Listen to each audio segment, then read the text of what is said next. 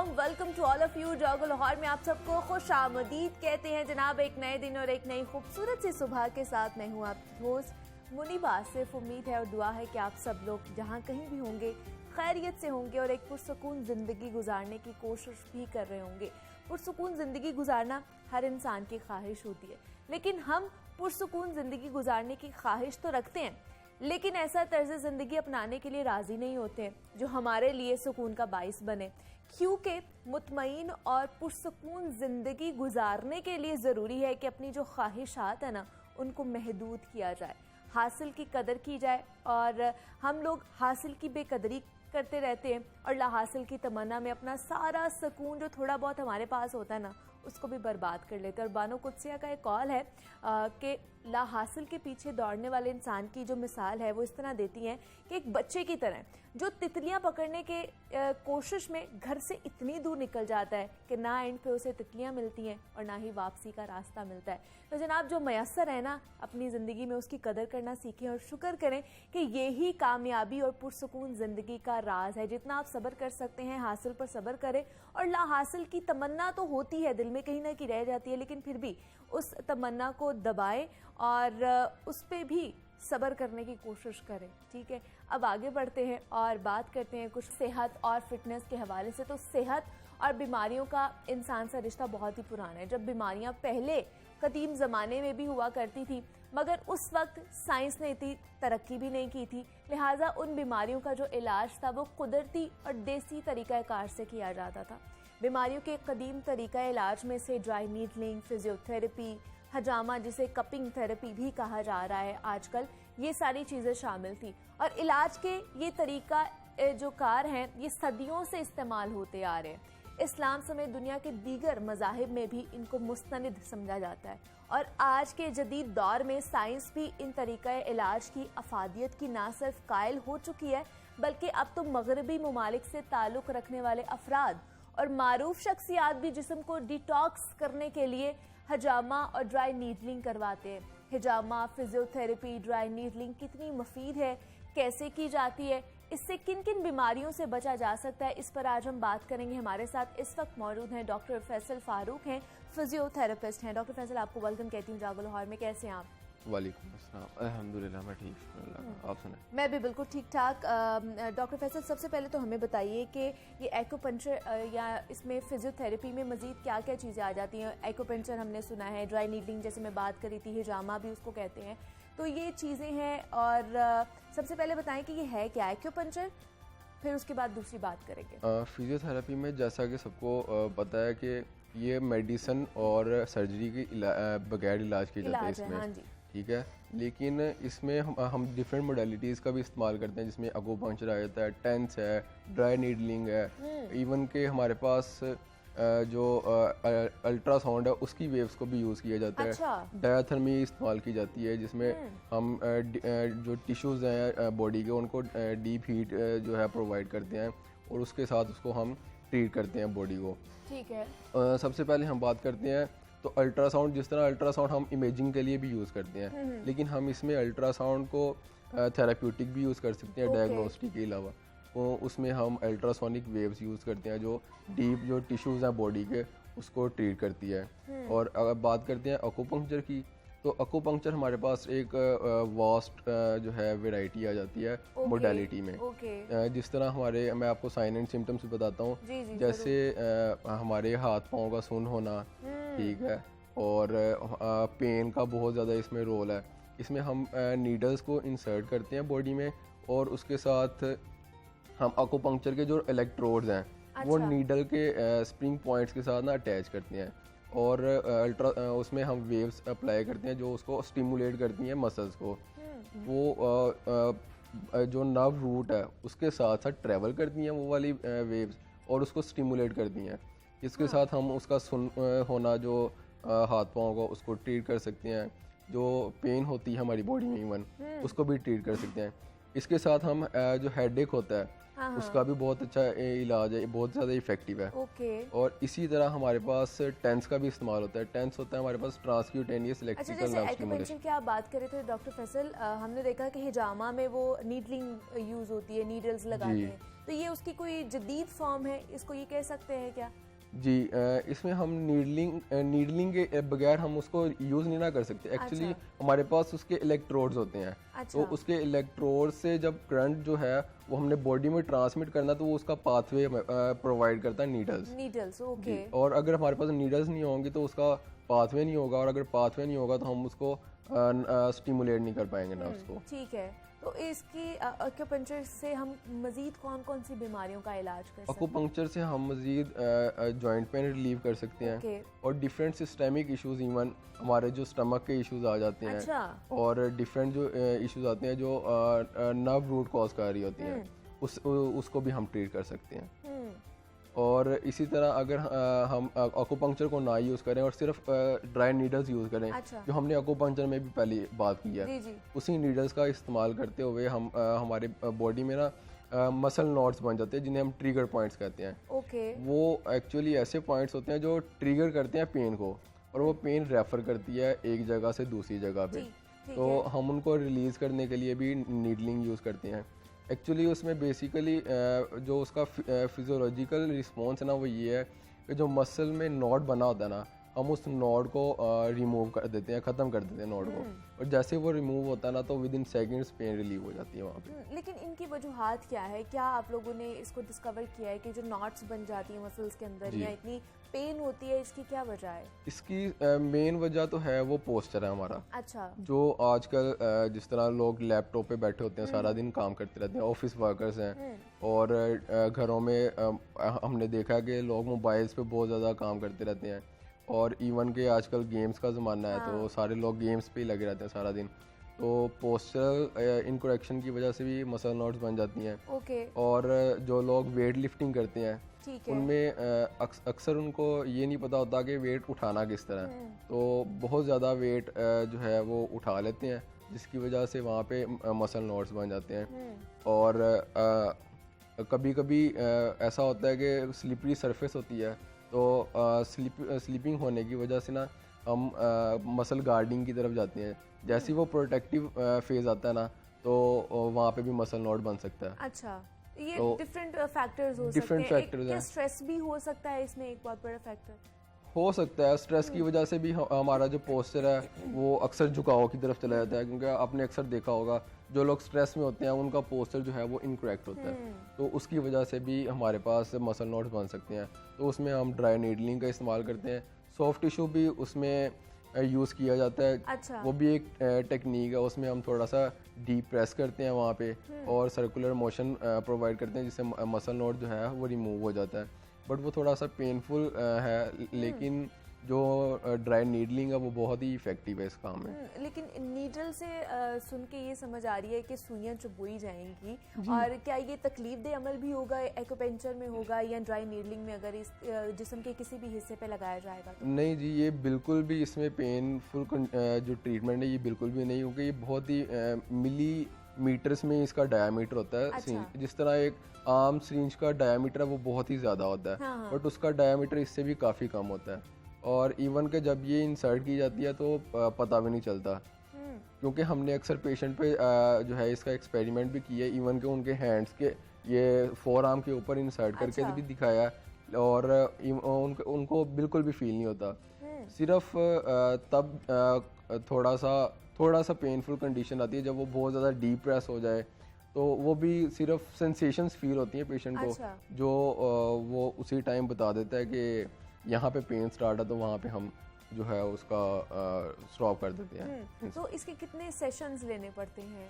ये patient to patient very करता है, और पेशेंट की कंडीशन पे डिपेंड करता है कि वो एक्यूट कंडीशन के साथ आया है कि उसकी कंडीशन बहुत ज़्यादा क्रॉनिक है, और दूसरा है कि जो कंडीशन है उसकी वो कितनी सवेयर है। अच्छा। सवेरिटी भी ज़ाहिर सी बात है डिपेंड करेगी। अगर जो है कंडीशन माइल्ड है वो जल्दी रिकवर कर जाएगा, अगर मॉडरेट है उसको थोड़ा ज़्यादा टाइम लगेगा, और अगर कंडीशन बहुत ज़्यादा क्रॉनिक है, यानी कि 5 साल 6 साल 7 साल से उसको कोई ना कोई मसला चलता आ रहा है और वो फिजियोथेरेपी के सेशन लेने आ रहा है, तो उसको जाहिर सी बात है उस हिसाब से थोड़ा सा टाइम लगेगा।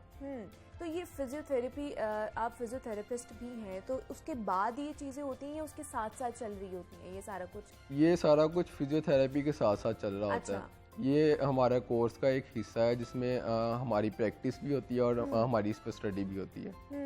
और इवन के हमारे इसके ऊपर रिसर्चेस भी होती हैं और बहुत ज़्यादा रिसर्चेस अवेलेबल भी हैं इसके ऊपर। और पेशेंट्स को फिर कितनी देर ये सेशंस लेने पड़ते हैं? उसकी पेन को मद्देनज़र रख के देखा जाता है? हर हफ्ते आना पड़ता है, हर महीने आना पड़ता है, 15 दिन बाद आना पड़ता है? नहीं, ये उसके पेन के ऊपर ही है, डिपेंड करता हाँ है। जी। कुछ पेशेंट्स जो हैं वो एक ही सेशन में कवर कर जाते हैं। अच्छा। और कुछ पेशेंट्स हैं वो 1 वीक का सेशन, 2 वीक का सेशन, और कुछ पेशेंट्स ऐसे हैं जिनको 1 मंथ या 1.5 मंथ का सेशंस भी रिकमेंड होते हैं। वो उनकी पेन पे डिपेंड करता है कि उन्हें लो बैक पेन है या किस तरह की पेन है, और लो बैक पेन है तो वो किस वजह से पेन है, लो अच्छा। बैक की पेन। और अगर लो बैक की पेन मसल स्पैज्म की वजह से है तो वो तो बहुत जल्दी कवर कर जाती है, क्योंकि सही। मसल्स को हम वहाँ पे रिलीज़ करेंगे और वो जल्दी कवर कर जाएगा। लेकिन अगर लो बैक की पेन हमारी शियाटिका की वजह से है, नर्व कंप्रेशन की वजह से है, तो उसको ऑटोमेटिकली थोड़ा सा ज़्यादा टाइम लगेगा। उसके लिए भी फिर यही चीज़ें, यही मेथड यूज़ होता है क्या? नहीं, उसके शैटिका या बाकी उसके लिए वजूहात? ट्रीटमेंट प्रोटोकॉल डिफरेंट है। वो हम जो है रेडियोलॉजी के साथ चलेंगे, वो उसकी पूरा एक ट्रीटमेंट प्रोटोकॉल है कि वो शैटिका है किस वजह से, अच्छा। वो नर्व रूट पे कॉज कर रहा है या किसी मसल की टाइटनेस की वजह से शैटिका हो रहा है, या अगर शैटिका जो है अगर मसल की टाइटनेस की वजह से है तो वहाँ पे हम मसल्स की स्ट्रेचिंग अप्लाई करते हैं और मसल्स को सॉफ्टन करते हैं। और अगर वो नर्व रूट कंप्रेस हो रहा है वर्टिब्रास के अंदर तो हम वहाँ पे उसके वर्टिब्रास को जो है स्पेस क्रिएट करेंगे थोड़ी सी, ओके। और डिफरेंट एक्सरसाइज जो है प्रोटोकॉल है, एक्सटेंशन बाइस हैं, फ्लेक्शन बाइस एक्सरसाइजेज हैं, वो रिकमेंड करेंगे उसको, और वो उस हिसाब से कवर करेगा। ठीक है। डॉक्टर फैसल, मुझे बताइए कि क्या ये जो तरीका इलाज है, ये एक्यूप्रेशर की बात हम कर रहे हैं, एक्यूपेंचर की बात करें, ड्राई नीडलिंग की बात करें, ये सिर्फ मसल्स पेन के लिए ही कारआमद साबित हो सकता है, या फिर जिनको ब्लड प्रेशर है, जिनको डायबिटीज़ है, उनके लिए भी ये कारआमद साबित हो सकता है तरीका? जी, ये एक बहुत ही अच्छा पॉइंट है, क्योंकि जो डायबिटीज़ है और ब्लड प्रेशर ये आजकल बहुत आम है, तो इसमें जो फिजियोथेरेपी का रोल है ना वो बहुत इंपॉर्टेंट है। इवन के कुछ पेशेंट्स ऐसे हैं कि वो फिजियोथेरेपी के जब सेशन ले रहे होते हैं, एक्सरसाइजेज को बहुत अच्छे से फॉलो कर रहे होते हैं। अच्छा। तो उनके इस तरह के फीडबैक्स आते हैं कि अब मैं मेडिसिन ही नहीं खा रहा, क्योंकि जो डायबिटीज़ है वो एक्चुअली है ग्लूकोज का इंक्रीज़ होना ब्लड में।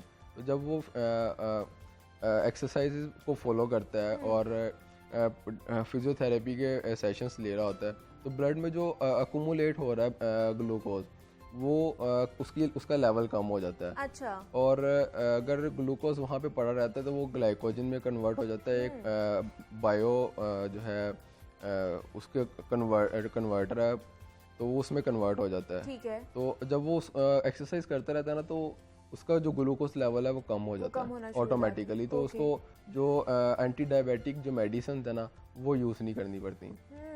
तो इसमें ये नहीं है कि एक्सरसाइज बहुत ज़्यादा हार्ड होती हैं या उसको इसके लिए जिम ही जाना पड़ेगा, वो ये एक्सरसाइज घर में ही कर सकता है। इवन के बेड पे लेटे लेटे ही कुछ एक्सरसाइज परफॉर्म कर सकता है, जिसके लिए इस तरह की कंडीशंस होती हैं कि मैं बाहर नहीं जा सकता या मैं इस तरह की कंडीशन में नहीं जा सकता।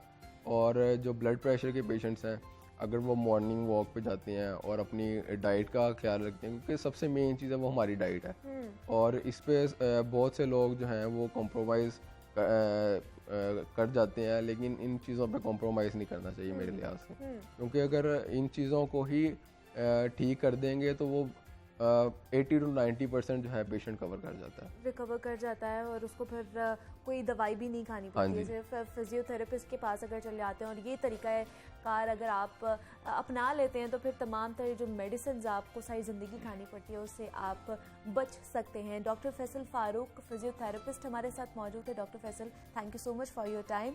और जिस तरह हम बात कर रहे थे एक्यूपेंचर के हवाले से और कि किस तरह वो किया जाता है, कितने सेशंस लेने चाहिए, कौन कौन सी बीमारियों का इसमें इलाज है, मसल थेरेपी और ये सारी चीज़ें जो है इसमें मौजूद हैं। और अगर आप भी कुछ ऐसी बीमारी में मुब्तला हैं या ऐसे किसी पेन में मुब्तला हैं तो आप भी इनसे रुजू कर सकते हैं। यहाँ पे एक छोटी सी ब्रेक लेते हैं, मिलते हैं इस ब्रेक के बाद।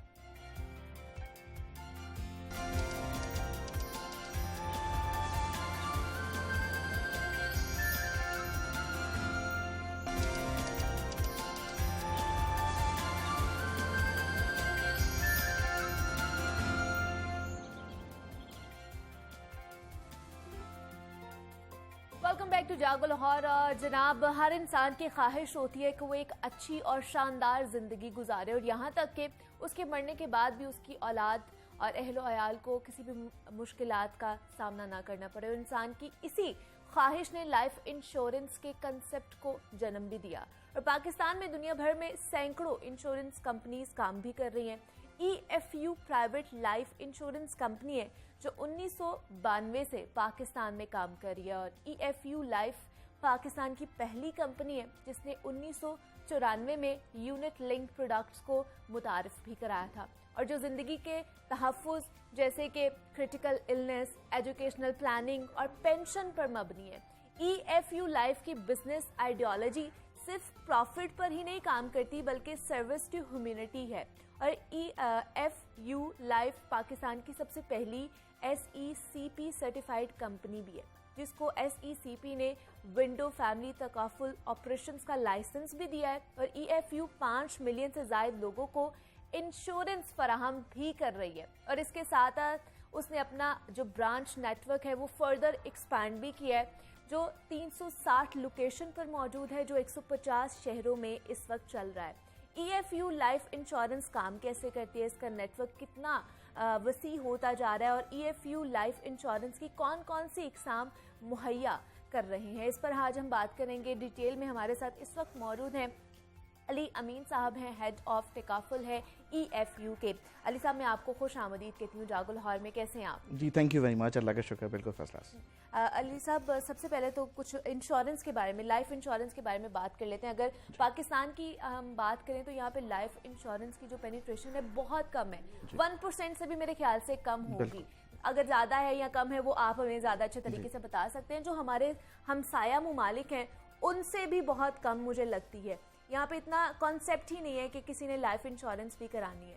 तो अगर मैं आपसे पूछूं तो जो EFU है वो अवेयरनेस के हवाले से या लाइफ इंश्योरेंस पेनिट्रेशन के हवाले से अपना रोल किस तरह प्ले कर रहा है? जी थैंक यू वेरी मच जी। फर्स्ट ऑफ ऑल तो आपके चैनल का बहुत बहुत शुक्रिया कि आपने हमें ये अपॉर्चुनिटी प्रोवाइड की, क्योंकि ये बहुत ही अहम मौजू है जिस पे हम बात कर सकते हैं। और इसमें जो बुनियादी मसला है, जैसे आपने कहा पेनिट्रेशन बहुत कम है, बिल्कुल आपने दुरुस्त फरमाया। और उसकी वजह क्या है? उसकी वजह है अवेयरनेस एक्चुअली। तो अगर हम बात करें लाइफ इंश्योरेंस की तो हमारी EFU लाइफ जो है वो एक बहुत वाइटल रोल प्ले कर रही है बीइंग अ मार्केट लीडर इस अवेयरनेस को बढ़ाने के लिए। अब जैसे आपने अपने इंट्रोडक्शन में EFU के बोला कि it's not about only profits, तो ये हमारी जब फॉर्मेशन हुई EFU लाइफ की, तो उस वक्त हमारे फाउंडिंग चेयरमैन एक्स हमारे लेट रोशन अली भीम जी साहब ने ये फरमाया कि we are not only about profits, we are about service to humanity. तो उसी विजन को, उसी आइडियोलॉजी को एक्चुअली लेके हमारे प्रोडक्ट सारे डिज़ाइन हुए। जब ये प्रोडक्ट डिज़ाइनिंग हो रही तो उसमें ख़ास तौर पे जो इम्पोर्टेंट पार्ट था वो मद्देनज़र रखा गया अफोर्डेबिलिटी का, ताकि देखें लोग अफोर्ड कर पाएंगे तभी उसके अंदर आएंगे। तो इवन आप अंदाज़ा करें कि as low as ₹100 per day, 100 रुपये पर डे पे आप हमारे साथ शामिल हो सकते हैं और एक सेविंग प्रोडक्ट ले सकते हैं ताकि आप उसका हिस्सा बन सकें और उसके अंदर आप आगे बढ़ सकें। अब और क्या क्या हम इकदाम करें, एक हमारी मार्केटिंग टीम रेगुलरली कुछ नए ऐसे कैंपेन्स लेकर आती है और रेगुलरली मार्केट में थ्रो करती है, जिसके ऊपर हमें कई दफ़ा इंटरनेशनल लेवल पे भी रिकग्नाइज किया गया, काफ़ी सारे अवार्ड्स मिले। And that is not to sell our product, that is to create awareness in the market. ये बहुत इंपॉर्टेंट पार्ट है कि एक कंपनी अपना रोल ये प्ले कर रही है कि लाइफ इंश्योरेंस को के अवेयरनेस को क्रिएट करने के लिए, जैसे आपने कहा हमसाए मुल्क के अंदर अवेयरनेस ज़्यादा है, पेनिट्रेशन ज़्यादा है। पेनिट्रेशन इसलिए ज़्यादा है कि they have worked a lot on awareness actually. आप उनके एड्स देखेंगे वो they are all based on the awareness, वो आपको अवेयरनेस देता है कि एक्चुअली लाइफ इंश्योरेंस है क्या। देखिए मिसकॉन्सेप्शन है एक बहुत बड़ा कि जब हम अब आज के दौर में भी आप देख लें कि पहले तो खैर जनरल इंश्योरेंस भी इतनी नहीं होती थी। अब क्या होता है कि गाड़ी की भी अगर कोई गाड़ी ख़रीदता है उसको पता होता है कि इतने लाख रुपए की उसने एक कार परचेज़ की है, तो वो शोरूम से नहीं निकालता। वो कहता है कि अल्लाह ना करे गाड़ी लग जाएगी रास्ते में, कोई चोरी हो गई, कोई मसला हो गया। क्यों? रीज़न इसके उसको उसकी प्राइस पता है, उसकी वैल्यू उसको पता है, बट उसको अपनी वैल्यू नहीं पता। Exactly, अगर आपको अपनी वैल्यू पता चल जाए कि आपकी value, how valuable you are to your family, तो आप खुद अंदाजा करें कि things will be very different as far as this penetration is concern. बिल्कुल ऐसे ही। हमने, जैसे आपने इंट्रोडक्शन में भी बोला कि हमारी 360 लोकेशंस हैं, we are working around in 150 cities of Pakistan, और इसके अलावा भी हम we are in cooperation with, we are working with 15 banks, अच्छा, जिसके थ्रू हम बैंक इंश्योरेंस कर रहे हैं, और उनकी तकरीबन 5000 ब्रांचेस में हमारे लोग हैं मौजूद, या हमारे प्रोडक्ट्स वहाँ अवेलेबल हैं। ओके। तो इसका मतलब ये है कि हमने अपने फुटप्रिंट्स बढ़ाए हैं, हमने बहुत ज़्यादा, उतने ज़्यादा फुटप्रिंट्स आपको किसी और लाइफ इंश्योरेंस कंपनी के नहीं मिलेंगे। रीज़न क्या है कि लोगों तक पहुंचा जा सके, अपनी इस पेनिट्रेशन को बढ़ाया जा सके, और वो इसी तरह पॉसिबल था कि हमने अपने फुटप्रिंट्स भी बढ़ाए साथ। हैं। लेकिन अली साहब मुझे ये बता दें, और बहुत से जो हमारे देखने वाले हैं उनको नहीं भी पता कि लाइफ इंश्योरेंस है क्या और ये क्यों ज़रूरी है हमारे लिए, और जिस तरह की ये बेयकीनी बढ़ती जा रही है और मुल्की सूरत हाल हम सबके सामने है, तो इस तरह के दौर में लाइफ इंश्योरेंस करवाना कितना ज़रूरी हो चुका है? जी, बहुत बहुत अच्छा सवाल है आपका। देखिए ना, एक्चुअली लाइफ इंश्योरेंस तो है ही गैर यकीनी और अनसर्टेनिटीज़ की दौर के लिए ज़्यादा। अब हम कहते हैं इसको, हम life insurance is a umbrella जो कि आपको रेनी डेज में काम आता है, ठीक है जी। अब वो रेनी डेज क्या होते हैं? जब कोई मुश्किल वक्त आ जाता है, हम कहते हैं कि ऐसे 3 Ds हैं लाइफ के अंदर जो आपके कंट्रोल में नहीं है, ठीक है। एक है death, the other D is disability. Death, disability, ये 2 मेजर वो फैक्टर्स हैं कि वो आपको हिट कर सकते हैं, और तीसरा है डिजीज़। डेथ और डिसेबिलिटी मेजर हैं। डिजीज़ ये होता है कि अल्लाह ना करे को हॉस्पिटलाइज हुए तो आप चले दोबारा ठीक हो गए, लेकिन डेथ और डिसेबिलिटी ये 2 मेजर डीज हैं जो आपको इफेक्ट कर सकते हैं। अब अगर हम इसकी पहले से कोई प्रोटेक्शन नहीं करते, ठीक है, और अल्लाह ना करे इनमें से कोई भी डी आपको इफेक्ट करता है, तो ये आपकी कहाँ स्टैंड करते हैं, ठीक, आपकी फैमिली कहाँ स्टैंड करती है।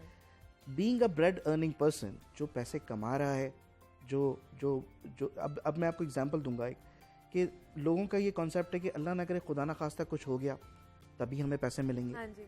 ऐसा नहीं है। इसमें देखें, लाइफ इंश्योरेंस में 2-3 बातें, अभी रिसेंटली हम कोविड से गुजरे, हाँ जी। कोविड में डेथ क्लेम्स भी हमने बेतहाशा पे किए, लेकिन ऐसा भी हुआ कि बहुत सारे लोग आए और उन्होंने अपनी ही जमा करदा रकम, जो उनके जमा पैसे थे, वो उसमें से मिलियंस ऑफ रुपीस के पार्शल विड्रॉल्स हुए। ओके। वो क्यों हुए? वो इसलिए हुए कि कोविड की वजह से हम सबको पता है कि बहुत सारे लोगों की जॉब चली गई, सिचुएशन वाज वेरी टफ, तो लोग आए, उन्होंने अपना पैसा विड्रॉ किया, और उसी दौर में बहुत सारे लोगों ने ये भी रियलाइज़ किया कि जब मास्क पहन रहे थे प्रोटेक्शन के लिए, तो उन्होंने ये भी एक उनके दिमाग में अवेयरनेस लोगों की हुई पैदा कि जी ये बहुत ज़रूरी है प्रोटेक्शन, और आगे फ्यूचर के लिए, रेनी डेज के लिए हमें कोई ना कोई ऐसे सेविंग प्रोडक्ट के अंदर जाना चाहिए। एक और बात छोटी सी इसमें ऐड करूँगा, वो ये कि देखिए, ये सेविंग तो आप कहीं भी कर सकते हैं, बिल्कुल ऐसे ही है। आप बैंक में अकाउंट खोल लें, आप कहीं पे भी कर लें सेविंग, लेकिन ये फोर्स सेविंग है। फोर्स सेविंग क्यों है? आपने एक कॉन्ट्रैक्ट किया कंपनी के साथ फॉर 10 ईयर्स, 15 ईयर्स, या जब भी आपके बच्चे की हायर एजुकेशन होनी है, या आपकी रिटायरमेंट का अगर आपने प्लान लिया है तो आपने रिटायरमेंट तक का कॉन्ट्रैक्ट किया, तो यू आर बॉर्न टू पे एक तरह से, ठीक है। आपको जिस तरह बिजली का बिल, गैस का बिल आता है तो यू पे, सिमिलरली आपको जब इंश्योरेंस का प्रीमियम लेटर आता है तो यू हैव टू पे, तो आप फोर्स सेविंग में इन्वॉल्व हो जाते हैं। ओके। तो ये देखिए कितने मजे की बात है कि एक तो आप फोर्स सेविंग में इन्वॉल्व हो गए, आपको एक पीस ऑफ माइंड है कि अल्लाह ना करे खुदा ना खास्ता इफ समथिंग हैपेंस, तो आपकी जो इनकम है उसका ऑल्टरनेट मौजूद है, क्योंकि जो बंदा कमा रहा होता है अगर वो नहीं है तो उसकी फैमिली का के अंदर वो उसकी फैमिली कैसे रन करेगी? अगर ही इज अर्निंग पर्सन, बिल्कुल, खुदा ना खास्ता उसको कुछ हो जाता है तो उसकी फैमिली के लिए वो एक ऑल्टरनेट है। तो ये सारी चीज़ें वो हैं जो आपकी लाइफ के अंदर, ख़ास तौर पे मुश्किल दिनों के अंदर, ये चीज़ आपको रियलाइज़ कराता है कि you should have a life insurance policy. Exactly. और आजकल के दौर में जिसमें अनसर्टेनिटी बढ़ती ही जा रही है और पता ही नहीं है कि कल क्या होने वाला है, क्या नहीं होने वाला, तो इसका प्रोसीजर के बारे में अगर कुछ बात कर ले अली साहब कि इसके प्रोसीजर क्या होता है, लाइफ इंश्योरेंस करवाने जाएं तो कौन सी एज लिमिट है, क्या करना पड़ता है? देखिए, एज लिमिट्स बहुत ब्रॉड हैं, जो मैं समझता हूँ जो लोग कमाने वाले हैं वो तो आसानी से उस हाँ जी। ब्रैकेट्स में आ जाते हैं। असल चीज़ ये है कि हम यहाँ प्रोडक्ट सेल करने के लिए नहीं बैठे हुए, ठीक है। हम अवेयरनेस की बात कर रहे हैं। हाँ जी। तो हम ये चाहते हैं कि हमारी कोशिश यही है कि एटलीस्ट आप अगर इस प्रोग्राम को देख रहे हैं तो आप हमारे कंसल्टेंट से रब्ता करें और उससे मिलें। उसकी वजह क्या है? उसकी वजह यह है कि अगर आप हमारे कंसल्टेंट को बुलाएंगे, अच्छा, उससे मिलेंगे, क्योंकि हमारे पास कोई रेडी प्रोडक्ट्स नहीं है बिल्कुल। कि जो मैं आपको बताऊं, देखें ये करेंगे तो ये हो जाएगा, ये करेंगे। हाँ, it's all about your financial needs. हमारा जो कंसल्टेंट है वो आपके पास आता है, okay. He is been trained already, और वो आपको आके बताता है कि आपकी फ्यूचर नीड्स क्या हैं। ना सिर्फ ये बताता है कि फ्यूचर नीड्स क्या है, बल्कि उसका सोल्यूशन देता है आपको ठीक है। कि देखें जी ये आपकी ज़रूरियात हैं सबसे पहले, और इनके ये सोल्यूशन है। If you go for this plan तो these all things will be covered in this plan. ठीक है जी। नो ऑब्लिगेशन सर्विस मीन्स ये नहीं है कि अगर आपने हमारे कंसल्टेंट को बुला लिया है तो आपने कुछ ना कुछ लेना ज़रूर है या कोई फीस देनी है। अच्छा, इट्स फ्री ऑफ कॉस्ट। आप बुलाएं, मिलें, एटलीस्ट ताकि आपको पता तो चले हाँ। कि आपकी ज़रूरियात हैं क्या। He is well trained for that कि वो आपको बताए आके कि एक्चुअली आपकी ज़रूरत क्या है, उसका सोल्यूशन क्या है, और अगर आपको समझ आता है you should go for that.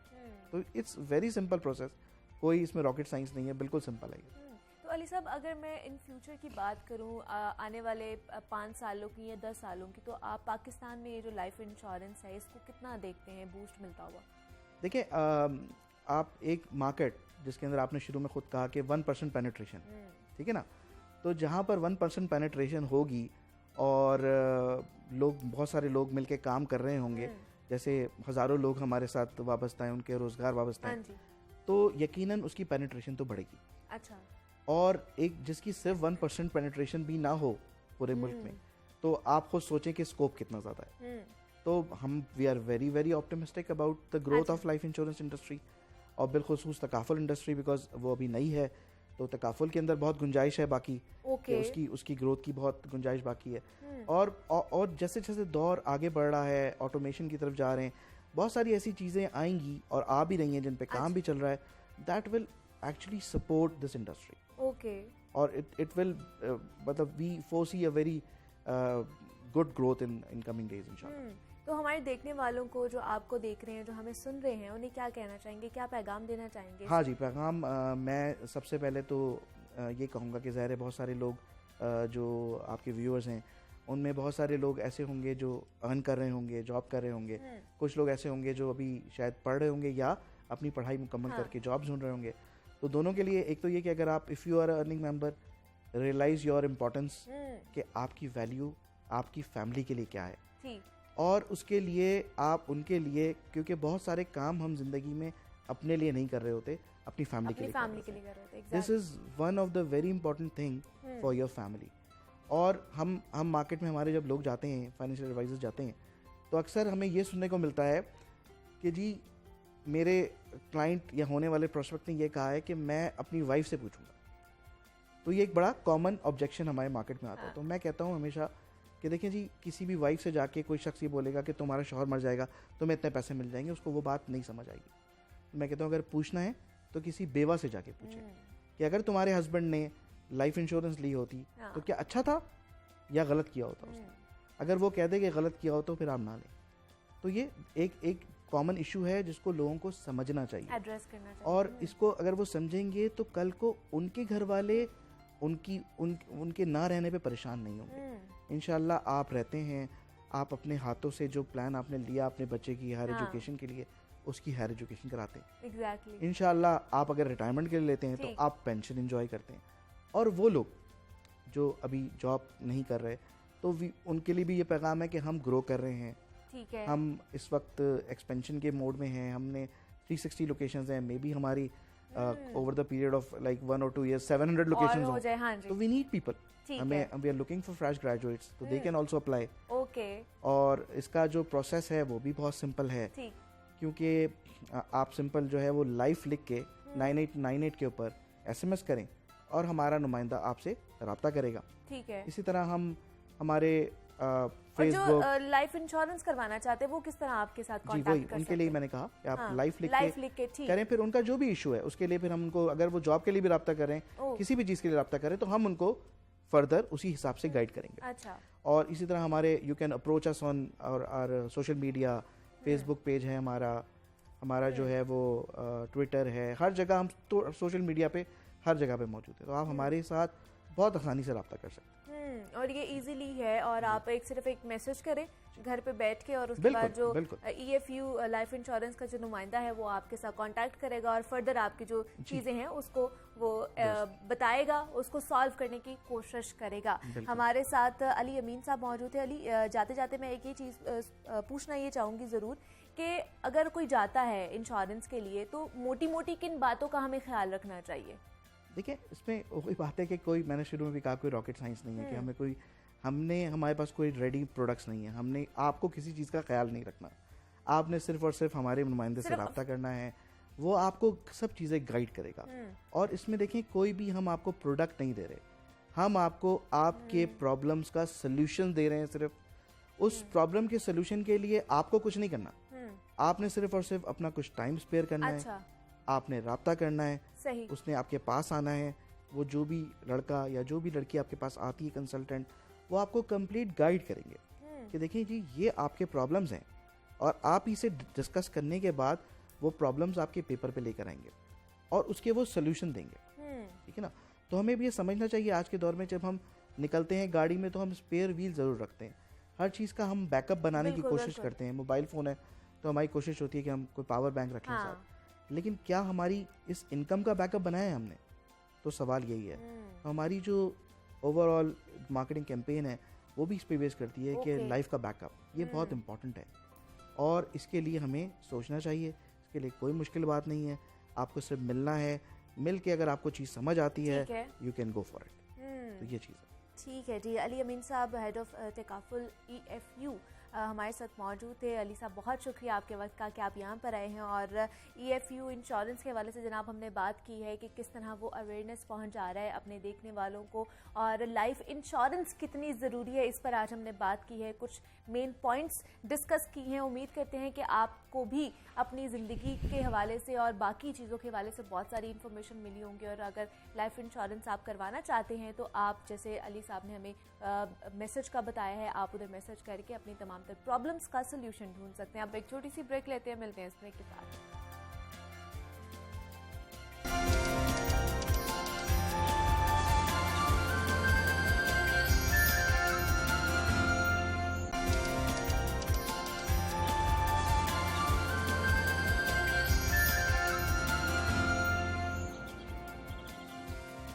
Welcome back to जागो लाहौर। जनाब, अब कुछ बात हो जाए मुल्क की मईशत और इससे जुड़े मामलात की वजह से मुतालिक किसी भी मुल्क की मईशत में उसकी बरामदात और दरामदात का किरदार इंतहाई अहम समझा जाता है, और इन दोनों के दरमियान एक तवाज़ुन बरकरार रखना बहुत ही ज़रूरी होता है। इस वक्त मुल्क की मईशत इंतहाई मुश्किल दौर से गुजर रही है। चंद रोज़ पहले हमने देखा कि हुकूमत की जानिब से बैरून मुल्क से मोबाइल फ़ोन, गाड़ियाँ, असलहा, जूते, imported sanitary, furniture, makeup, shampoos और बेतहाशा ऐसी चीज़ें थी जो बाहर से मंगवाई जाती थी, उन पर पाबंदी आयद कर दी गई है। और हुकूमत की जानिब से कहा गया है कि लग्जरी और गैर ज़रूरी आइटम्स की दरामद पर मुकम्मल पाबंदी होगी।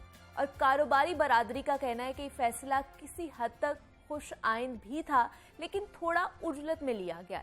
पाबंदी लगाने से पहले उसके नताइज को कैलकुलेट नहीं किया गया, और कई बुनियादी ज़रूरियात ज़िंदगी पर भी पाबंदी लगा दी गई। और पाकिस्तान में हज़ारों अफराद इस इंडस्ट्री से वाबस्ता है, और कई कारोबार तो ऐसे हैं जो मुनहसिर ही सिर्फ इम्पोर्टेड चीज़ों पर करते हैं, और पहले से ऑर्डर शुदा अरबों रुपए की जो मसनूआत है इस गैर यकीनी सूरत हाल के पेश नज़र दरमियान में ही इस वक्त लटकी हुई हैं, जिसकी वजह से ताजर बरादरी को करोड़ों रुपए का नुकसान पहुंच रहा है। तो हुकूमत की जानिब से इम्पोर्टेड चीज़ों पर पाबंदी का जो फैसला है वो किस हद तक दुरुस्त है और किस हद तक नुकसानदेह साबित हो सकता है, इस पर आज हम बात करेंगे। हमारे साथ इस वक्त मौजूद हैं मोहम्मद एजाज तनवीर साहब हैं, convener standing committee for FMCG Lahore chamber of commerce and industry से उनका ताल्लुक है। एजाज साहब, आपको खुश आमदीद कहती हूँ जागो लाहौर में। कैसे हैं आप? बहुत शुक्रिया जी, मैं बिल्कुल ठीक हूँ। एजाज साहब, हुकूमत ने जैसे मैंने बताया कि चंद दिन पहले ही कुछ अर्सा पहले ही इम्पोर्टेड चीज़ों पर पाबंदी लगाई, लेकिन उसके साथ साथ बहुत सी ऐसी ज़रूरियात ज़िंदगी की अशिया भी थी जिन पर पाबंदी लगा दी गई है। तो इस फैसले को किस तरह देखते हैं आप? तो मैं तो सबसे पहले ये बताऊंगा कि थोड़ी सी डेफिनेशन की ज़रूरत है। जैसे आपने कहा FMCG, तो मैं इसको प्रोनाउंसिएशन ऐसे करूंगा कि पूरी दुनिया के अंदर फास्ट मूविंग कंज्यूमर गुड्स इसकी जो है ये डिटेल है। और ये वो चीज़ें हैं जिसको हम आम माशरे में रोज़मर्रा ज़रूरत की अशिया, इन दोनों चीज़ों को और लग्जरी चीज़ों को मिक्स कर दिया गया। ये एक बहुत बड़ा पहले इशू था। उसके अंदर सबसे पहले डिफाइन करना था कि लग्जरी आइटम्स क्या हैं। गाड़ी एक लग्जरी है, बिल्कुल, आई एग्री विद यू। इसमें मोबाइल फोन्स हैं, इसके अंदर असला है, लेकिन जो खाने पीने की चीज़ें हैं और जो हमारी रोज़मर्रा ज़रूरत की चीज़ें हैं वो लग्जरी नहीं है। तो ये पहली चीज़ थी। इस SRO जो 598 जो है इस निकाला, तो इसका सबसे पहले तो ये ब्यूरोक्रेसी को भी, गवर्नमेंट को भी, चैम्बर से और मुतल्लिका लोगों से डिस्कशन कर लेनी चाहिए थी ताकि पता लग जाता। ठीक है। अब उसका प्रॉब्लम क्या हुआ है? प्रॉब्लम ये हुआ है कि बहुत सारी चीज़ें पाकिस्तान के अंदर, क्योंकि आपको पता है कि हर जो पॉलिसी है वो शॉर्ट टर्म पे बनती है, लॉन्ग टर्म पे नहीं बनती। जो ये पीछे मुशर्रफ दौर से ही एक ट्रेड बेस जो हमारी पूरी पॉलिसी बनी हुई थी कि इंपोर्ट करो और प्रोडक्ट्स को जो है ना जी वो सेल करो। हाँ जी। तो उस चक्कर में हमारी लोकल इंडस्ट्री डेवलप नहीं हो सकी। अब बहुत सारी ऐसी चीज़ें हैं जो पाकिस्तान में बनती नहीं, मतलब फूड के अंदर। अच्छा, टॉयलेटरी जो है, शैम्पू है, साबुन है, ये जरूरी, ये रोज की जरूरत है, की तो ये कोई लग्जरी आइटम नहीं है। बिल्कुल। तो गवर्नमेंट ने क्या किया कि इनको मिक्स कर दिया। अच्छा। तो मैं आपको एक और इसका पहलू बताता हूँ कि ये उन्होंने कहा कि ये इसलिए किया है कि हम इसके अंदर जो हमारा ट्रेड डेफिसिट है उस कम हो जाएगा। अच्छा। इसकी टोटल अगर इसमें से गाड़ियाँ, मोबाइल, एमुनेशन और इस तरह की जो चीज़ें हैं जो हम कहते हैं कि लग्जरी हैं, उनको निकाल दिया जाए, तो इसका सिर्फ टोटल इम्पैक्ट जो आता है ये $500 मिलियन का ईयरली आता है। तो $500 मिलियन और $65 मिलियन का $65 बिलियन का फ़र्क है। तो पहली बात ये है कि जो जिस मकसद के लिए लगाई थी वो गलत हो गई। ठीक है। अच्छा, दूसरी चीज़ जो बहुत अहम है इसके साथ कि बहुत सारे लोग इसके साथ वाबस्ते हैं। आपको पता है दुनिया की जो सबसे बड़ी इंडस्ट्री होती है वो रिटेल इंडस्ट्री होती है। अच्छा, रिटेल में दुकानदार हैं, उसके आगे फिर जो उसके सप्लायर्स हैं, और एक फैक्ट्री जो है वो 50,000, 25,000, 30,000 दुकानदारों के लिए काफ़ी होती है। तो ये जो रिटेल इंडस्ट्री है पाकिस्तान के अंदर ये ग्रो कर रही थी, स्टोर्स बन रहे थे, चेन स्टोर बन रहे थे, लोकल लोगों ने ऑनलाइन बहुत से लोग जो है काम करना शुरू हो गए थे। हाँ जी। इसकी पूरी एक सप्लाई चेन का एक अब दुनिया में, जैसे मैंने FMCG की आपको बात की, तो पूरी दुनिया के अंदर एक सप्लाई चेन का वर्ड इस्तेमाल होता है। जी। तो सप्लाई चेन जो है कि वो जहाँ से मतलब खेत से लेकर कंज्यूमर तक की जो पूरी चेन है उसको सप्लाई चेन कहते हैं। हाँ। अब इसके साथ हजारों लोग वाबस्ता थे।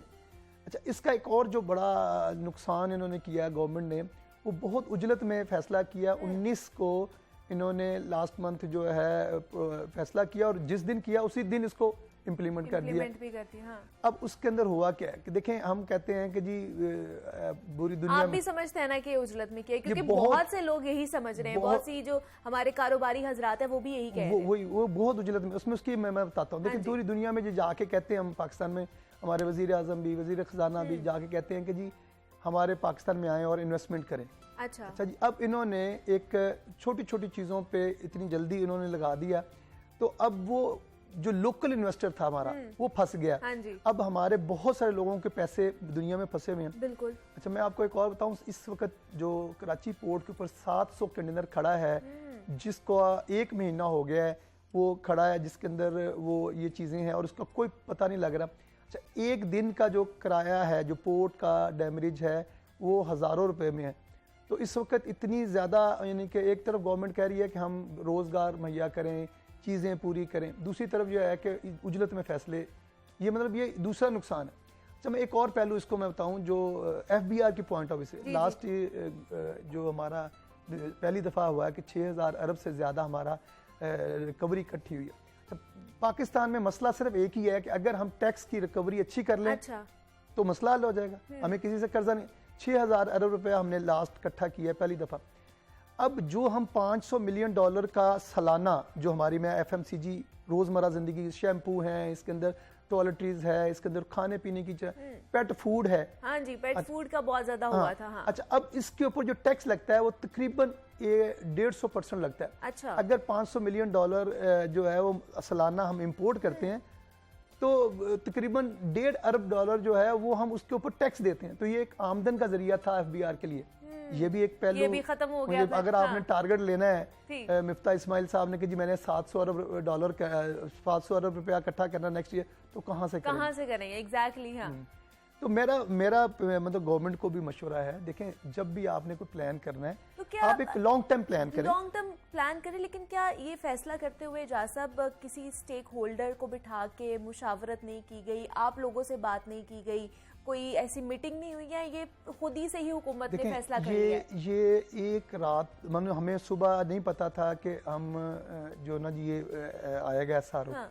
यानी ओवर मतलब इसमें हमारे इस वक्त फेडरेशन है, चैम्बर्स हैं, इतने बड़े बड़े अदारे हैं, सारों से आप ये राब्ता कर लेते, पूछ लेते, तो इसके अंदर जो चीज़ें हैं वो मतलब ताजर भी उसके अंदर कोई टाइम गेन कर लेते, मतलब ये कह देते कि जी 1 महीने के बाद हम सारी चीज़ों के ऊपर ये पाबंदी लग जाएगी। तब भी ये होता है कि जो हमारी शिपिंग के अंदर, जहाज़ों के अंदर, अब दुनिया में एक और बहुत बड़ा प्रॉब्लम आया हुआ है, ये कोरोना के बाद इस वक्त शिपिंग लाइन्स के अंदर बहुत ज़्यादा इशूज़ हैं, किराए बहुत बढ़ गए। बिल्कुल ऐसे ही है। अच्छा, कंटेनर तैयार होके दुनिया की पोर्ट्स पे खड़े हैं, अब जहाज ही नहीं मिल रहे।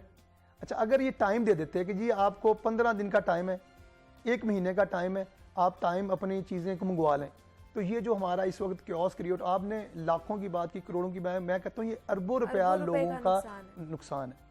अच्छा, एक और अभी जो इसका जिम्मेदार कौन है? इसमें मैं किसके सर पे सहरा सजेगा? मैं तो समझता हूँ कि इसके अंदर ज़ाहिर, हम तो समझते थे कि शहबाज शरीफ साहब बड़े जीनियस आदमी हैं, क्योंकि वो बिजनेस कम्युनिटी से ताल्लुक रखते हैं, तो उनके अंदर ये फैसला, और फिर मिफ्ता इस्माइल साहब खुद हमारी फील्ड से ताल्लुक, यानी FMCG इंपोर्ट जो एसोसिएशन है, और ये वो हुकूमत है साहब जो बरसों तक हुकूमत करती आ रही है। और मिफ्ता साहब तो हमारे कम्युनिटी के लोग हैं कि वो टॉफी बनाते हैं, गोली बनाते हैं, बिस्किट बनाते हैं, तो उनको कम से कम अगर फैसला करना था तो हमें ऑन बोर्ड लेना चाहिए था।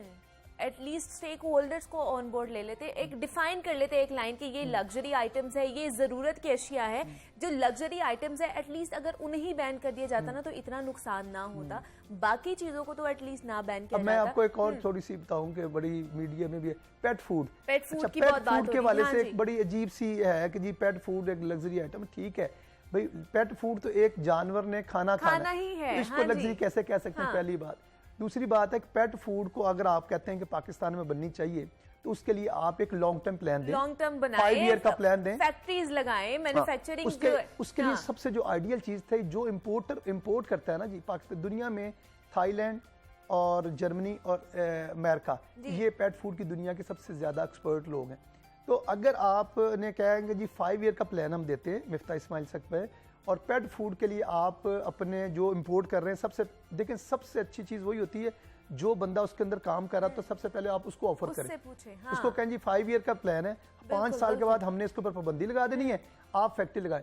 हम सब इंपोर्टर्स जो हैं वो फटाफट इसके ऊपर काम करेंगे और 5 साल के अंदर बदतरी, इसके अंदर क्योस भी क्रिएट नहीं होगा। अब मैं आपको बताऊँ, इस वक्त जो हमारी रिटेल इंडस्ट्री है पाकिस्तान में, जैसे मेट्रो आए थे तो बड़ा मसला था लोकल, अब लोकल लोगों ने हिम्मत शुरू की, स्टोर्स, चेन स्टोर्स बनना शुरू हुई, दुनिया में बहुत सी हमारे यहाँ नहीं थी। हाँ जी। अब स्टोर्स का इशू ये है कि जो पिछले महीने जो ग्रोसरी गई है, अब इस महीने जब ग्रोसरी जाएगी तो उसके अंदर क्योस क्रिएट हो जाएगा। हाँ। बहुत सारी ऐसी चीजें हैं जो पाकिस्तान में बनती नहीं और वो मिलेंगी नहीं। अच्छा, एक और मैं आपको बड़ी इंटरेस्टिंग बात बताऊँ कि अगर मैं आज फैसला कर लेता हूँ कि मैं फैक्ट्री लगाता हूँ, अच्छा, तो फैक्ट्री के लिए 2 चीजें बहुत अहम है, एक हमें बिजली और दूसरा रॉ मटेरियल।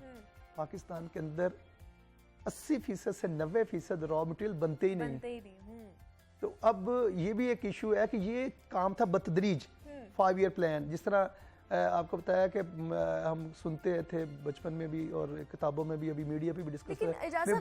इतना ये नुकसान हो रहा है इस वजह से, सिर्फ एक ये फैसले की वजह से जो उजलत में लिया गया है, तो क्या आपको नहीं लगता कि सोचना चाहिए हुकूमत को अपने इस फैसले के ऊपर? शायद उन्होंने बहुत जल्दी फैसला ले लिया जिसकी वजह से अरबों रुपए का लोगों का नुकसान हो रहा है, तो इसको रिवाइज किया जाए। हमने मिफ्ता इस्माइल साहब से मीटिंग्स हुई, अच्छा। हमने FBR के चेयरमैन साहब से मुलाकात की, फाइनेंस सेक्रेटरी से मुलाकात की, अभी नवीद कमर साहब बाहर गए हुए थे जो कॉमर्स मिनिस्टर हैं, उनसे डिस्कशन, यानी एक नशिस्त नहीं हुई, इसमें 20 नशिस्तें हो चुकी हैं अच्छा। और जब हम मीटिंग्स में बैठते हैं तो वो कहते हैं हाँ बिल्कुल ठीक है, आपकी बात सही है, हम इसके ऊपर कुछ करते हैं। अच्छा। अभी भी इन्होंने हमें एक लॉलीपॉप दिया हुआ था कि हम 30 तारीख को आपको एक एक्सटेंशन दे देंगे, जो 700 कंटेनर ये और जो ट्रांजिट में है, ठीक है। जो रास्ते में, उसको हम क्लियर करा देंगे। अच्छा। अभी भी तक कोई हमें इंफॉर्मेशन नहीं है। लेकिन हुकूमत तो उनका एक ये भी मौक़िफ़ है कि शायद ये दरामदात पे जो हम लोगों ने पाबंदी लगाई है, इसकी वजह से हमारी जो मईशत है, जो तबाह हाली का शिकार है, वो संभल जाएगी। आपको लगता है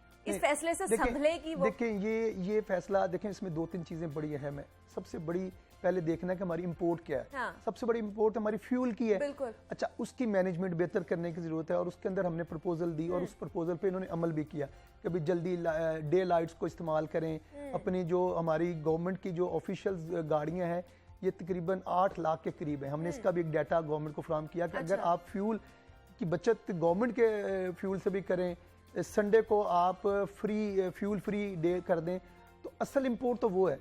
ये जो है ये तो पिनट है। पहली बात ये है कि देखें इकोनॉमिक्स के अंदर होता है कि ये एक इम्पैक्ट दूसरी जगह पे आता है। जो खाने पीने की चीज़ें हैं उसको सबसे एंड पे छेड़ा जाता है ताकि लोगों के अंदर ये जो है ये प्रॉब्लम ना क्रिएट हो, ये चीज़ें मिलती रहें। हम पहले वो चीज़ें कि जिसके बगैर गुजारा हो सकता है। मैं आपको एक बता रहा था कि महबूबुल हक साहब ने पहली दफ़ा पाकिस्तान के अंदर 5 ईयर प्लान और 10 ईयर प्लान का कंसेप्ट दिया था। 5 साल मनसूबा एक। तो हमें हमारे इकोनॉमिक्स के स्टूडेंट टीचर भी बताते थे कि जी कोरिया ने इसको स्टडी किया। मैं अब दोबारा शहबाज शरीफ साहब से, मिफ्ता इस्माइल साहब से गुजारिश करूंगा कि आप इन सारे सेक्टर्स के लिए एक 5 ईयर और 10 ईयर प्लान, और इसमें जो है एहसन इकबाल साहब जो प्लानिंग के मिनिस्टर हैं, पढ़े लिखे आदमी हैं, उनसे भी मैं दरख्वास्त करूंगा कि आप 10 साल का मनसूबा दें। पहले ही कह रहे हैं चाय कम पिए, मैशत को तबाह होने नहीं, उनको कहें चाय कम ना पिए, उसका प्लान ये करें कि हमारा एग्रीकल्चर मुल्क है, हमारा नॉर्थ जो है ना सारा चाय के लिए आइडियल है।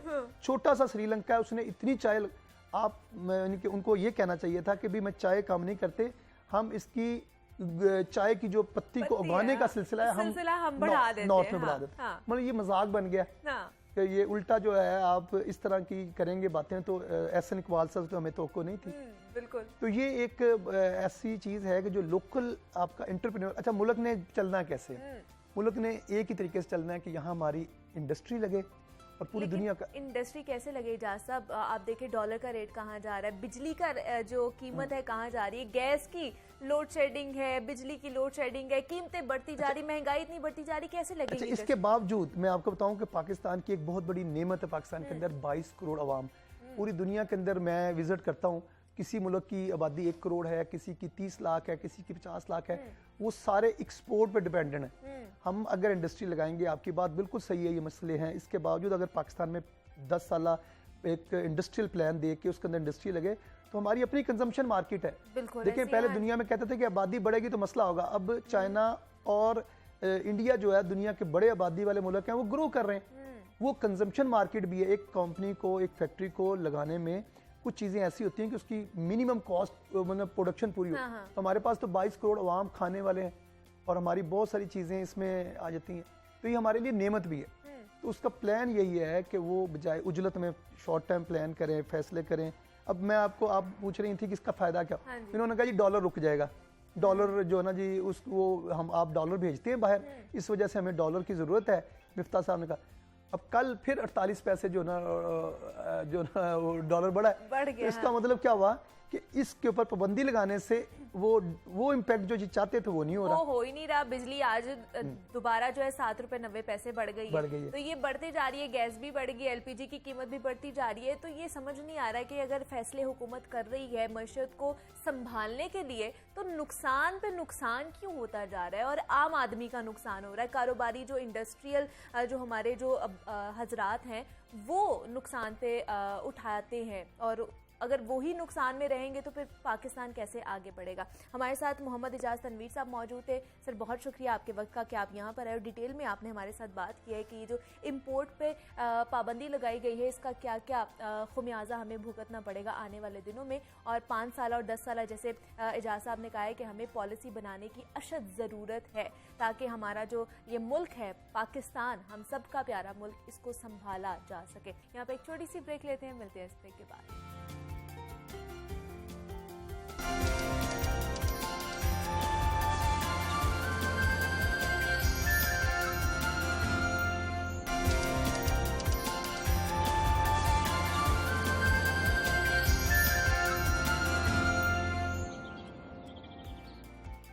वेलकम बैक टू जागो लाहौर। जनाब, अब कुछ बात हो जाए हम खवातीन के बनाव सिंगार के हवाले से, तो दुनिया भर में नाक या फिर कान छिदवाना खवातीन का महबूब मशगला समझा जाता है और माएँ बचपन में ही अपनी बेटियों के कान छिदवाती हैं। खूबसूरत सी छोटी छोटी सी बालियाँ पहनाई जाती हैं, कोके पहनाए जाते हैं और ये जो रिवाज है यूँ बरसगीर पाको हिंद में भी बहुत ही तवज्जो का मरकज़ भी रहा है हमेशा से ख़वातीन में। और वक्त गुजरने के साथ साथ एक से ज़ायद मरतबा कान छिदवाने का रिवाज भी बढ़ता गया और अब ये चीज़ एक फैशन बन चुकी है और लड़कियां एक से ज़्यादा मरतबा कान छिदवाती हैं और कानों में डिफरेंट तरीके की बालियां पहनी जाती हैं, टॉप्स पहनकर खुशी महसूस भी की जाती है।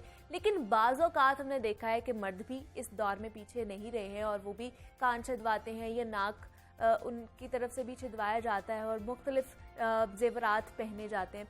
तो जैसे जैसे ज़माना जिद्दत इख्तियार करता जा रहा है वैसे वैसे नाक और कान छिदवाने के तरीक़ों में भी जिद्दत आती जा रही है और नाक और कान के अलावा भी जिस्म के दीगर हिस्से छिदवाने का रिवाज बढ़ रहा है। बाज़ औक़ात जिस्मानी अज़ा की पियर्सिंग करवाते वक्त साफ सुथराई का ख्याल नहीं रखा जाता है और आज ये चीज़ हेपेटाइटिस बी, सी, HIV, एड्स फैलने का भी मौजब बनती जा रही है। तो इसी अमर से आगाही के लिए आज पाकिस्तान समेत दुनिया भर में वर्ल्ड पियर्सिंग डे मनाया जा रहा है। तो पियर्सिंग करवाते वक्त किन बातों का ख्याल हमें रखना चाहिए, जिस्म को गैर ज़रूरी तौर पर छिदवाना कितना ख़तरनाक साबित हो सकता है, इस पर आज हम बात करेंगे। हमारे साथ इस वक्त मौजूद हैं डॉक्टर ईमा शाहीन हैं, माहिर अमराज़ जल्द हैं। डॉक्टर ईमा, आपको वेलकम कहती हूँ जागो लाहौर में। कैसी हैं आप? अल्लाह का शुक्र, वेरी नाइस, वेरी गुड। अच्छा, आपने डॉक्टर ईमा जैसे मैं बात करी थी कि बचपन में ही माएँ जो हैं वो बेटियों के कान छिदवा देती हैं, खूबसूरत से बालियाँ और टॉप्स पहनाए जाते हैं। जैसे जैसे बड़े होते हैं फिर नाक भी छिदवा लेते हैं बहुत से लोग। लेकिन मुझे बताइए, अब ये ट्रेंड बनता जा रहा है कि पूरे कान छिदवाने हैं, फिर और भी बहुत सी जगहों पे हम लोग पियर्सिंग करवा लेते हैं, जैसे कि ज़ुबान के अंदर भी पियर्सिंग होती है, हमारे आईब्रो के अंदर भी, देन बेली बटन के अंदर भी पियर्सिंग होती है। तो ये ट्रेंड बनता जा रहा है, इसके नुकसानात भी क्या उतने ही हैं? ये आप जैसे कह रही हैं बिल्कुल सही बात है कि बहुत पुराना, बहुत एक कॉमन ट्रेंड है कानों को छिदवाना लड़कियों के लिए। तो ऐसे मैंडेटरी यानी लाजमी समझा जाता है कि अच्छा बच्ची इतनी बड़ी हो गई है, इसके कान नहीं छिदे अभी तक। इसके साथ ये भी ट्रेंड है कि बहुत ही छोटे बच्चों के आप, और दूसरी इम्पॉर्टेंट बात यह है कि हमने शुरू में बात की ख़वातीन की, आजकल ये ट्रेंड मर्द हजरात में भी बहुत कॉमन है। बात आपने बरसगीर पाको हिंद की कि ये जो डिफरेंट बॉडी पार्ट्स को छिदवाने का ट्रेंड है ये मेनली वेस्ट से आया है। ये मोस्टली हम लोग जानते भी हैं और ज़्यादा ये मेल्स में जो पियर्सिंग का ट्रेंड है ये वो वेस्ट के पॉप स्टार्स और रॉक स्टार्स को देख के फॉलो करने का। अब जहाँ तक बात ये है कि पियर्सिंग की, जैसे कि ये है कि कान की पियर्सिंग वेरी कॉमन, आपने खुद भी इस पॉइंट को हाईलाइट किया कि एक सबसे इम्पॉर्टेंट इशू तो आ जाता है हाइजीन का। एक प्रॉपर तरीके से लाइक डिफरेंट है, वो कोई कहते हैं ऑटोमेटिक गन से कर रहे हैं, कुछ जो है सुई धागा सीने वाली सुई से भी कर रहे होते हैं, घरों पे माएँ दादियाँ नानियाँ करती होती थी और अभी भी कर रही हैं। छोटे बच्चे को करने में लोगों को ईजी ये लगता है कि जो छोटा बच्चा है वो पेन उसने रोना है, बियर कर जाता है उसी टाइम पे, इट्स ईजी। अब यहाँ पे मैं एक इम्पॉर्टेंट बात ये एम्फोसाइज़ करनी चाहूँगी कि आपने बड़े बड़े इन्फेक्शंस के नाम ले दिए, बहुत अच्छी बात है, वो भी अवॉइड करने चाहिए। हमारे मुल्क में हेपेटाइटिस बी, सी बहुत ज़्यादा कॉमन है और HIV भी, जैसे हम ये कहेंगे नॉन एग्जिस्टेंट है, ऐसा नहीं है। तो इन चीज़ों का ख्याल रखना। लेकिन जो और इम्पॉर्टेंट इन्फेक्शन है ख़ास तौर पे बच्चों में, जब जो बहुत छोटे न्यू बॉर्न बच्चों के अंदर होता है, उसमें सिंपल बैक्टीरियल इन्फेक्शन जो होते हैं स्किन के, जो हम स्टेफिलोकोकल इन्फेक्शन कहते हैं, जो आम आपको देखने में मिलता है, इम्पेटाइगो या येलोइश कलर, वो भी उन वुंड्स को जो आप पियर्स करते हैं उसको इन्फेक्ट कर सकते हैं। उसके अलावा टेटनस। अब अगर छोटे बच्चे की, क्योंकि उस वक्त तक वैक्सीनेशन नहीं हुई थी, टेटनस के में इवन भी फैटल। अब उसमें ज़्यादातर ये होता है कि डर्टी जगहों से, जैसे आप रोड पे गिरते हैं तो एंटी टेटनस के इंजेक्शन लगाए जाते हैं। लेकिन अगर आपकी, जैसे कई दफ़ा हमारे लो सोशो इकनॉमिक यानी जो इस तरह के बहुत ज़्यादा प्रिविलेज इलाके नहीं हैं, वहाँ पे हाइजीन का उतना ख्याल नहीं है, तो इस तरह का एक जानलेवा किस्म का इन्फेक्शन भी हो सकता है। तो एटलीस्ट ये जो ट्रेंड है कि बिल्कुल छोटे बच्चे को घर में ही आप फ़ौरन से कर दें, और एसेप्सिस का भी जिन लोगों को यानी एक नीट और क्लीन और जरासीम से पाक इन्वायरमेंट का कॉन्सेप्ट ही नहीं है, वो प्लीज़ इन जनरल मैं स्टेटमेंट दे सकती हूँ कि बहुत छोटे बच्चे की पियर्सिंग आप ना करें। उस एज पे कुछ पहनाने का एक्स्ट्रा फ़ायदा भी नहीं है और वो बच्चा बहुत छोटा है और उसके नुकसानात ज़्यादा हैं। उसके अलावा एक इम्पॉर्टेंट चीज़ जो हम स्किन के पॉइंट ऑफ व्यू से देखते हैं कि इन्फेक्शंस की बात कॉमनली सबको पता है, लेकिन जो चीज़ हमारे आमतौर पे लोगों के जहन में नहीं होती उसको हम कहते हैं कीलॉइड फॉर्मेशन। कीलॉइडल अच्छा। टेंडेंसी हमारी रेस में ज़्यादा नहीं। अब मैं यहाँ पे बताना चाहूँगी कीलॉइड है क्या। जी, जहाँ पे चोट लगती है वहाँ पे जख्म भरने के साथ एक बहुत मोटा नोड्यूल सा बन जाता है, हाइपरट्रॉफिक स्कार या कीलॉइड उसको हम कहते हैं। अच्छा। अब ज़्यादातर ये चीज़ कॉमन होती है ब्लैक रेस में, लेकिन हमारी ओके। भी रेस में और डिफरेंट रेसेस में टेंडेंसी मौजूद है। अगर आपकी फैमिली में ये टेंडेंसी है, ज़्यादातर ये चीज़ कानों पे, front of chest, back of chest पे ज़्यादा होती है, लेकिन पूरी बॉडी पे कहीं भी हो सकती है। Okay okay. अगर इस टाइप की टेंडेंसी आपकी फैमिली में है तो प्लीज़ पियर्सिंग या किसी भी सर्जरी पे जाने से पहले आपको इस चीज़ का आइडिया होना चाहिए, क्योंकि surgeries can not be avoided, कई दफ़ा ज़रूरी होती हैं। लेकिन अगर आप पियर्सिंग करा रहे हैं और वो एक खूबसूरत सा सुराख और उसमें छोटी सी कोका या हाँ, टॉप्स हाँ। के बजाय आपकी नाक पे एक मोटा सा घूमड़ा बन जाए तो नोबडी वांट्स दैट। तो वो कीलॉइडल टेंडेंसी का अगर आपकी फैमिली में है तो प्लीज़ अपना भी कराते हुए या ठीक है, बच्चों का खास तौर से ठीक। कराते हुए आप ये ख्याल रखें कि फैमिली में है तो it can run in family. उसके अलावा डिफरेंट स्किन डिजीज़ होती हैं, जैसे कि कॉमन का मैं नाम लूँगी, सोराइसिस है, एक डिजीज़ है जिसको हम एलपी या लाइकन प्लैनस कहते हैं। उसमें कॉर्बनराइजेशन का फिनोमेना होता है। वो ये होता है कि जहाँ भी कोई चोट लगेगी, बी इट फिजिकल के कोई आपको चोट लगी है या कोई बर्न हुआ है या कोई केमिकल गिरा है, वहाँ पे वो डिजीज़ बढ़ना शुरू हो जाती है। तो इस तरह की चीज़ें हो सकती हैं। उसके अलावा कॉम्प्लिकेशंस की क्योंकि हम ख़ास तौर से बात करें, मैं बिल्कुल भी नहीं कहूँगी कि पियर्सिंग ना करवाएं, आपका हक है, आप जितनी करवाना चाहते हैं करवाएं। लेकिन एक इम्पॉर्टेंट बात और जो है वो ये है कि एलर्जीज़ कॉमनली जब होते हैं, कई लोग ये बताते हैं कि जी हम आर्टिफिशियल ज्वेलरी नहीं पहन सकते, हमें उससे एलर्जी हो जाती है। है। कई लोग पियर्सिंग कराने के बाद इस प्रॉब्लम के साथ आते हैं कि जी हमारे कान पक गए हैं, तो वो ठीक ही नहीं हो रहा है, और वो किसी सूरत में भी वो अपनी पियर्सिंग के रिंग नहीं उतारना चाहते क्योंकि उन्होंने बहुत शौक से कराया अच्छा। होता है। They are ready to take up any kind of complication कि ये किसी तरह ठीक हो जाए। उससे पहली चीज़ ये है कि आप उसको रिमूव करें, क्योंकि इन्फेक्शन वो आप एंटीबायोटिक या एसेप्टिक में या आपने पायोडीन से साफ़ कर लिया, स्पिरिट से साफ़ कर लिया, एंटीबायोटिक खा ली, उससे बेहतर। लेकिन अगर आपको एलर्जी है जो कि यूजुअली कॉमन निकल के साथ, कोबाल्ट के साथ, अब अगर आप गोल्ड की रिंग पहन लें या लोग कहते हैं कि चांदी ठंडी है वो पहन लें, आप कहते हैं हमने तो ये पहना है, वो निकल तो उसमें है ही नहीं।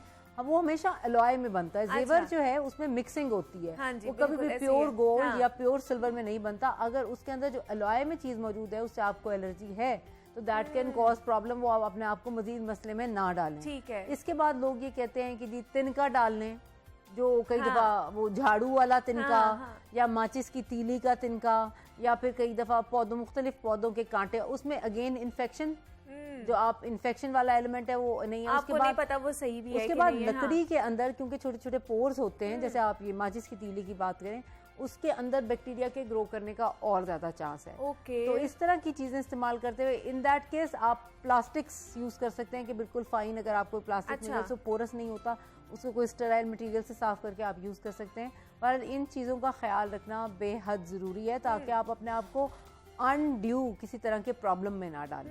लेकिन डॉक्टर रीमा, जिस तरह मैं बात करी थी कि बहुत सारी वेस्ट से भी आपने जैसे बताया कि वेस्ट से पियर्सिंग के तरीके बहुत ज़्यादा आ चुके हैं और ट्रेंड एक बनता जा रहा है कि बेली बटन को और टंग को और ये जो यहाँ पर करवाते हैं हम लोग आंख के ऊपर, ये इधर करवाना और ये पूरी एक हमारी इसके अंदर एक पता चलता है कि एक चीज़ कुछ जा रही है, नुकसानदेह हो सकती है हमारी आंख के लिए या किसी भी ऊपर के हिस्से के देखिए लिए। मैंने आपको जैसे बताया है कि यूजुअली आपका just it goes just skin deep, हाँ। ठीक है। आपको वो ये है कि अगर वो प्रॉपर एसेप्टिक यानी जरासीम का ख्याल रखा गया है, अच्छे प्रॉपर ग्लव्स इस्तेमाल किए गए हैं, उस एरिया को वो एक सर्जिकल तरीके से, कई जगह पे तो ये भी होता है कि लोग डॉक्टर्स से भी जाके छिदवा रहे होते हैं।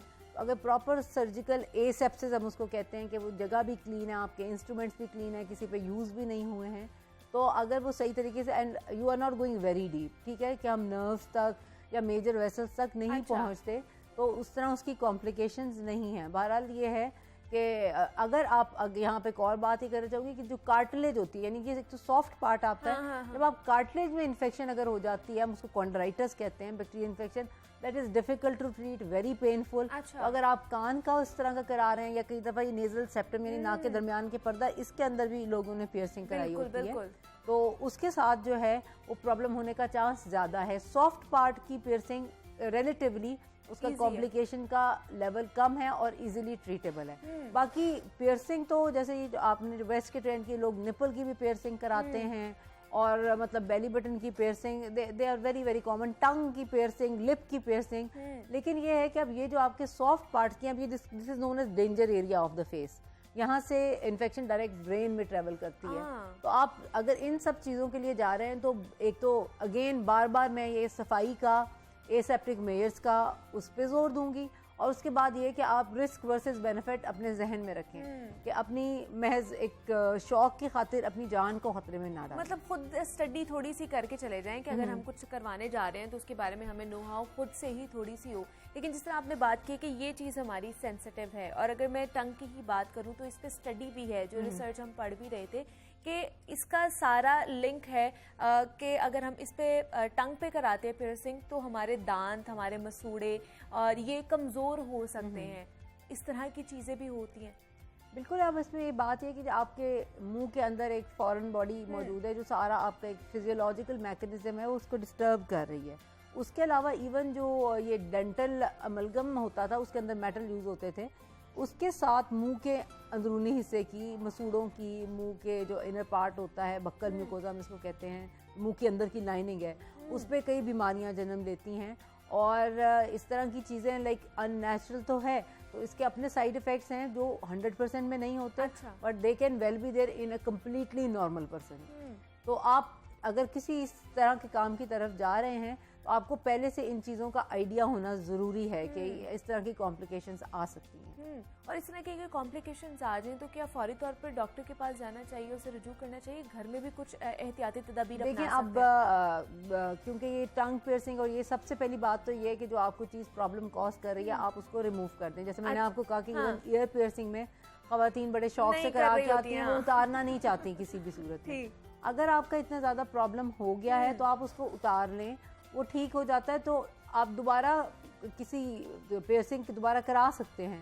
लेकिन खुदा ना खास्ता वो बहुत सवेयर हो जाता है, इतना कि आपका पूरा कान इन्वॉल्व हो गया, अपने आप को आप पेन भी देते हैं, और इन सम केसेस इररिपेयरेबल डैमेज, यानी वो कॉस्मेटिकली डिसफिगर, यानी उसकी शक्ल भी ख़राब हो सकती है इन्फेक्शन की वजह से, वो एरिया नेक्रोसिस में भी जा सकता है। तो आप खुदा के लिए अपनी थोड़ी सी हैसल यानी आना जाना अवॉइड करने के लिए, या वो थोड़ी पेन अवॉइड करने के लिए अपने आप को ज़्यादा प्रॉब्लम में ना डालें। अगर कोई प्रॉब्लम आपकी पियर्सिंग कर रही है, उसका सबसे पहला स्टेप ये है कि आप उसके अंदर जो भी चीज़ डाली हुई है उसको रिमूव कर दें। आप घर पे ये काम कर सकते हैं। उसके बाद ये है कि कोई भी प्रॉब्लम है जाएं और अपने डॉक्टर से कंसल्ट करें। If that is not getting so, आपको कई हद में अगर आपको ज़्यादा पेन नहीं है तो may be with just removal और सिंपल उसको कोई अल्कोहल स्वैब से साफ़ करना या पायोडीन से साफ़ करना ही, वो 1-2 दिन में वो ठीक हो जाएगा। लेकिन अगर आपको प्रॉब्लम हो रही है या आपको खुदा न खास्ता कोई डायबिटीज़ या इम्यूनोसप्रेशन के और भी रीजंस होते हैं, कुछ लोगों को डिजीज़ ऐसी होती हैं या कोई ऐसी दवाइयाँ ले रहे हैं, तो उस केस में आप और ज़्यादा केयरफुल रहें। लेकिन मैं आइडियली बच्चों की एज का पूछना चाहूँगी, जो बहुत छोटे बच्चों 3 से 4 महीने 5 महीने के भी बच्चों को करा देते हैं पियर्सिंग, आइडियली कितने देर के बच्चों को करानी चाहिए? मैंने आपको कहा है कि एटलीस्ट ये है कि उनकी वैक्सीनेशन आप कंप्लीट होने दें। अच्छा ठीक है। उसके बाद ये है कि जब भी आपने करानी है बच्चे की पियर्सिंग, किसी प्रॉपर जगह से कराएं, चाहे वो कोई सैलून है, चाहे वो कोई डॉक्टर है, जहाँ पे प्रॉपर हाइजीन का ख्याल रखा जाए। और उसके बाद ये है कि ये आपको, जैसे मैंने बताया कि अगर आपकी फैमिली में इस टाइप की डिजीज़ हैं तो आप ये चीज़ जहन में रखें कि आप अपने बच्चे के ये नहीं चाहेंगे कान के ऊपर इतनी मोटी सी नोड्यूल बनी हो। 2 उसके ट्रीटमेंट्स मौजूद हैं। बहरहाल ये है कि वो बनने के बाद ट्रीटमेंट पेनफुल भी होता है और वो 100% एट टाइम सक्सेसफुल भी नहीं होता। तो अगर इस तरह की प्रॉब्लम मौजूद है तो आप वो अवॉइड कर लें और पहले से ही प्रिकॉशनरी मेजर्स ले लें ताकि इस तरह की कोई प्रॉब्लम ही ना हो। डॉक्टर ईमा शाहीन हमारे साथ मौजूद थी। डॉक्टर ईमा, बहुत शुक्रिया आपके वक्त का कि आप यहाँ पर आई हैं। और आज वर्ल्ड पियर्सिंग डे मनाया जा रहा था, जिसके हवाले से हमने बात की है कि जिस तरह पहले नाक कान छिदवाए जाते थे, अब और भी बहुत सारे जिस्मानी अज़ा को इसमें इन्वॉल्व किया जाता है और इसके बहुत से तरीक़ाकार भी हो सकते हैं, लेकिन फिर भी आप लोगों ने एहतियात लाजमी करनी है ताकि किसी भी तरीके की प्रॉब्लम से या बीमारी से बचा जा सके। इस तरह की मजीद भी और कुछ चीज़ें होंगी जो आपके साथ शेयर करेंगे, लेकिन आज के लिए आपने मुझे इजाज़त देनी है। अपना बहुत सारा ख्याल रखिएगा।